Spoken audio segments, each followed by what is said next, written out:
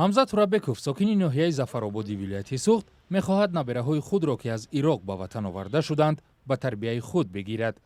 ду набераи ӯ ҳамроҳ бо 82 кӯдаки дигари тоҷик баҳори соли гузашта аз Бағдод ба Душанбе интиқол ёфтанд. калонсолаша мактаба мерафтагӣ буд, мактаба хонда оғоз гуфта нишон надод. қариб 1,5 сол шуд.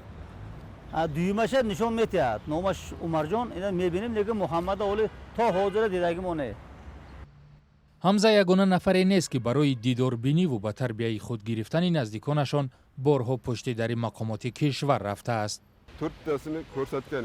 ба ташкилоти ҳимояи ҳуқуқи кӯдак омадем. аз овардани кӯдакон қариб 1,5 сол мешавад. ягон кас намепурсад.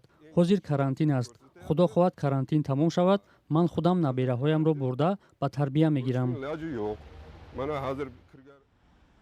шикояти ин гурӯҳ дар ҳолест, ки Раҷабмоҳ Ҳабибуллозода, ваколадор оид ба ҳуқуқи кӯдак дар Тоҷикистон, гуфта буд, ки пайвандони кӯдакон сари вақт онҳоро мебинанд, вале барои ба тарбияи худ гирифтан то ҳол муроҷиате нашудааст.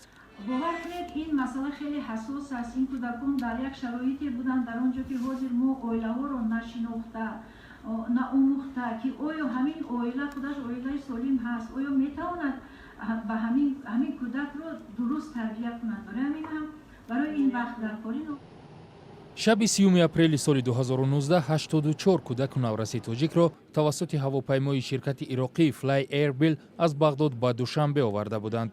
дар пайи интиқоли кӯдакон ба ватан, Кумитаи байналмилалии Салиби Сурх ба Тоҷикистон тавсия дод, ки барои зудтар мутобиқ шудани кӯдакон ба муҳити осоишта бояд онҳоро ба наздиконашон бидиҳанд.